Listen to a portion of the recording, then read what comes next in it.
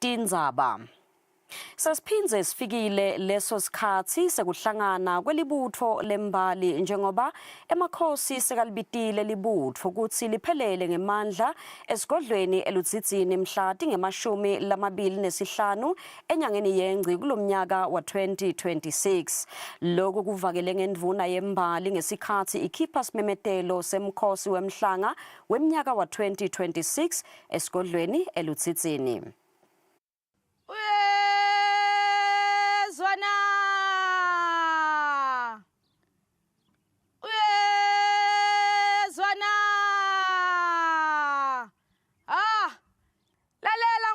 Ndzaba letiphuma enkosini uThokandaba tintfombi imbali yeMaswati ayiphelele esigodlweni elidzitsini mhla tingemashumi 25 enyangeni yengci titawufike tibhalise ngalelo langa mhla tingemashumi 26 tiyaphuma mhla tingemashumi 27 tiyageca mhla tingemashumi 28 tiyabuya mhla tingemashumi 24 tiyaphumula mhla tingemashumi 3 tiyacitsa mhla tingemashumi 31 tiyagidza.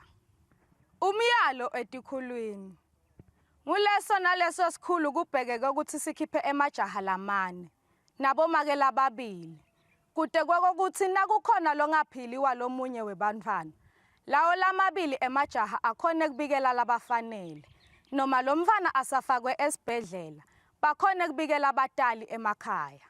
Boba betikhulu bamfa benkosi lababuke imimango kubhekekile ukuthi bayale emajaha tintfombi nabomake nakuphunywa emphakatsini.